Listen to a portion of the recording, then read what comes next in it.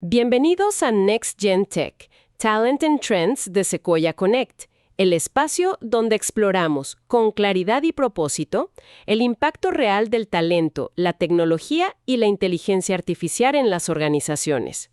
Somos el BAT y hoy les invitamos a reflexionar con nosotros sobre las decisiones que están, dando forma al presente y futuro de la industria IT.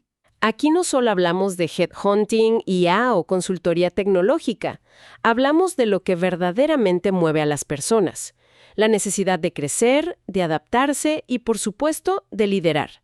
Si se busca tomar el control de una carrera, liderar el cambio o simplemente aprender algo nuevo, esta conversación es el lugar correcto. Comencemos. Perfecto. Hoy traemos un tema que, la verdad, está en la mente de muchísimos líderes de tecnología.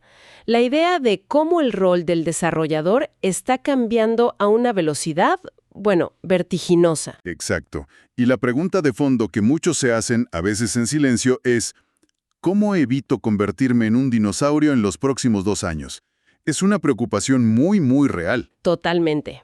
Para empezar, hay una anécdota que enmarca perfecto esta ansiedad.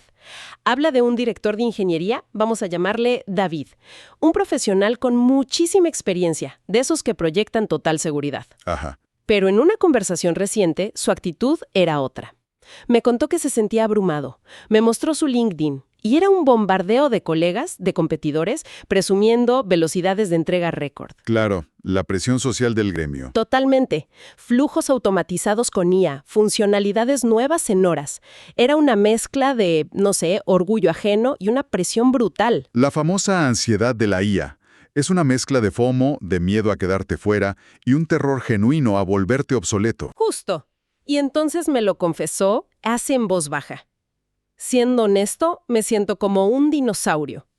Describió una especie de parálisis. Su mayor miedo no era quedarse atrás, sino tomar una decisión equivocada. El miedo a equivocarse. Exacto. Y usó una frase que se me quedó grabadísima. Dijo, si elijo la herramienta incorrecta, nos vamos a ahogar en deuda técnica. Me aterra pensar que, si abro esa puerta, voy a dejar de ser el director para convertirme en el conserje, dedicado solo a limpiar el desastre que la IA creó. ¡Wow! La analogía del conserje es brillante y dolorosamente precisa. El sentimiento de David no es un caso aislado para nada. Es el dilema central de la ingeniería de software hoy. Explica eso un poco más. Lo que su historia revela es que estamos en medio de una transición fundamental. La primera fase, lo que podríamos llamar la era de la generación, donde la novedad era pedirle a la IA que te escribiera una función. Esa era terminado. Ya terminó. O sea, la idea de que un asistente de IA te complete el código ya es tecnología vieja. Suena... Radical. No es que sea vieja, sino que ya es el punto de partida. La base. Ya no es el diferenciador, ¿me explico? Estamos entrando de lleno en lo que se define como la era de la integración. Para 2026, y yo diría que mucho antes, el valor real no va a estar en generar fragmentos de código. Ok, ¿y dónde va a estar? Va a residir en 3 habilidades de un orden superior. Orquestar agentes de IA, gobernar la calidad de lo que producen y, lo más importante, arquitectar sistemas complejos que integren todo esto de forma coherente y segura. Ok, vamos a desglosar esto. Si ya no se trata solo de generar código, ¿cuáles son esas nuevas habilidades indispensables para no solo sobrevivir, sino liderar? El análisis las resume en 3 áreas clave. La primera es la orquestación de contexto. Orquestación de contexto. Suena, como decías, a algo que haría un director de orquesta, no un programador. ¿Qué significa eso en el día a día? Significa pasar del simple autocomplete que te sugiere la siguiente línea de código a una orquestación real, una donde la IA entiende el repositorio completo. La analogía es perfecta. Depender solo del autocompletado es como poner a trabajar a un desarrollador junior brillante. Pero al que no le has dado la documentación. Exacto. Puede que escriba código que funcione, pero no tiene idea del ecosistema, de los patrones de la empresa. Y claro, va a introducir inconsistencias o a inventar la rueda todo el tiempo, creando más trabajo a la larga. Justo a eso voy. El problema técnico de fondo es que los LLMs, los modelos de lenguaje grandes, alucinan, porque no tienen contexto específico. Por eso, estamos viendo una migración hacia lo que se llama Agentic IDs. Entornos de desarrollo agénticos. Se mencionan herramientas como Cursor o proyectos como Google Antigravity. A ver si entiendo. El IDE deja de ser una herramienta pasiva Ajá. y se convierte en un miembro activo, uno que ya se leyó toda la documentación que los humanos a veces nos saltamos. Esa es la clave. No son simples editores de texto. Usan una tecnología llamada RAG, que, en términos sencillos, les permite leer todo el código base, la documentación, todo, antes de sugerir una sola línea.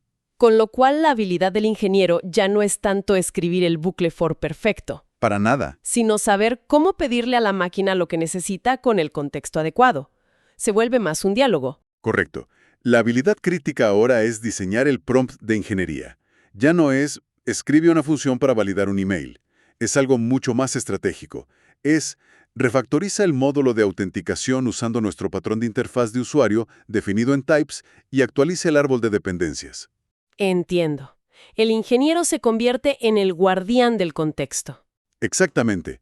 Se asegura de que la IA respete la arquitectura antes de generar código nuevo. Fascinante.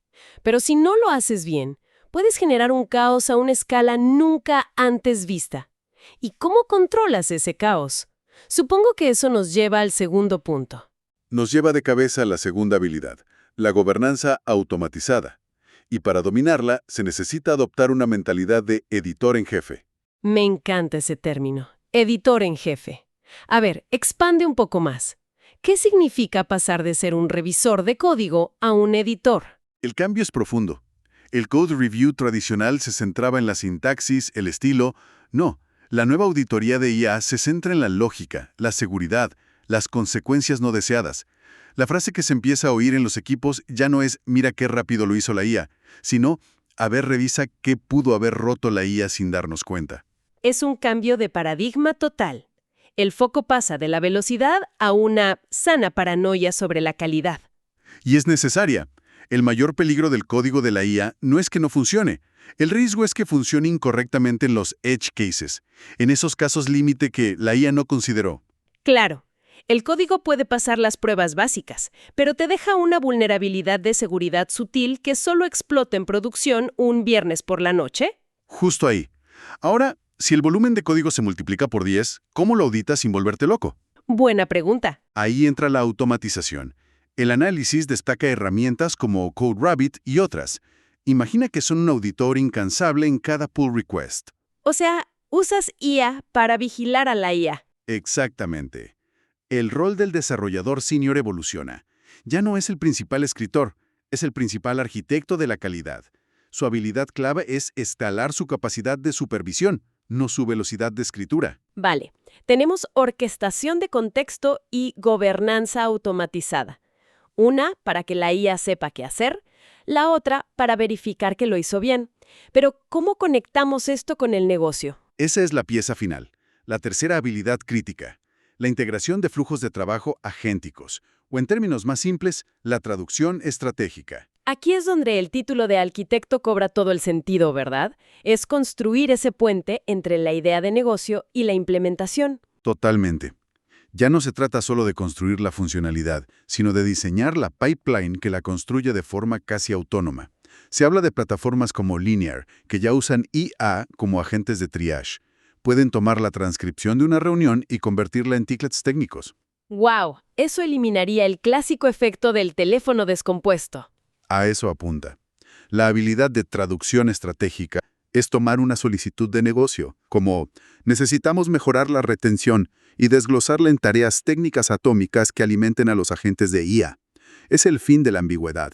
Estas tres habilidades, orquestación, gobernanza y traducción, me hacen volver a la preocupación de David, la del conserje de la deuda técnica. Volvamos a él, porque su miedo une todo. David entiende algo que muchos están ignorando. Velocidad sin gobernanza es simplemente deuda técnica acelerada. Hay una predicción bastante fuerte en el material sobre empresas que podrían colapsar en 2025 por esto. Sí. Se refiere a las que despidieron a sus ingenieros senior pensando que la IA los reemplazaría. Aprendieron por las malas que la IA escribe código, pero no entiende las consecuencias, no tiene visión de arquitectura. ¿Y cuáles son esos riesgos específicos? El análisis señala dos. Primero, las alucinaciones de seguridad.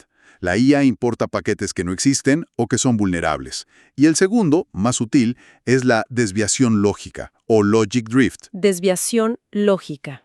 Imagina que el código de diferentes agentes, sin supervisión, empieza a desviarse de la visión original. Cada pieza funciona, pero el conjunto es un sistema Frankenstein. Imposible de mantener. Imposible. Esa es la verdadera deuda técnica en la era de la IA. Entonces, para un líder como David, no se trata de dar un salto al vacío. No, para nada. Se trata de una hoja de ruta estratégica. La primera fase es estabilizar. Usar IA para tareas repetitivas, de bajo riesgo. Limpiar el backlog, mejorar la documentación, escribir tests. Que el equipo se familiarice. Y una vez que se sienten cómodos, imagino que es poner las barandillas de seguridad antes de acelerar. Correcto. Fase 2. Gobernar. Aquí implementas los sistemas de CI/CD nativos de IA y las herramientas de auditoría. Construyes la autopista con sus límites de velocidad. Y con esa base sólida ya puedes pasar a la última fase. La fase final es orquestar. Aquí es donde los ingenieros senior usan los Agentic IDs para gestionar cambios arquitectónicos a gran escala. Se convierten en verdaderos arquitectos del sistema, con control y contexto total. Al final, el reto es consolidar equipos híbridos, ¿no? Sí, es una simbiosis. Combinar la sabiduría de los expertos de dominio con talento que ya domina estos flujos agénticos de forma nativa. El mensaje que queda es muy claro. Los desarrolladores que van a triunfar en 2026 no serán los que escriban código más rápido. No, en absoluto. Serán aquellos que sepan orquestar a los agentes, gobernar la calidad e integrar los sistemas de manera estratégica con el negocio. Todo esto deja una reflexión importante sobre la mesa. Una pregunta para quienes nos escuchan. Al empezar a integrar estos agentes en un código ya existente, ¿cuál es el punto de fricción más crítico que se enfrentan? ¿Es el contexto? ¿Son los permisos de seguridad? ¿O es la calidad del resultado final? Identificar ese primer cuello de botella parece ser el paso más crucial. Esto fue Next Gen Tech, Talent and Trends. Gracias por acompañarnos en esta conversación, donde el conocimiento se convierte en dirección. Esperamos que este análisis haya sido una pausa útil, un impulso o incluso un punto de partida para lo que viene. Esperamos haber dejado ideas, preguntas y sobre todo impulso para seguir construyendo un camino en el mundo de la tecnología y el talento. Dejen su comentario, compártanlo con su equipo y ayúdenos a seguir creciendo la conversación. Síganos en redes como @SequoiaConnect y no olviden que el futuro no se espera, se construye. Con talento, tecnología y propósito. Somos Silva Gued y nos escuchamos en la próxima ocasión.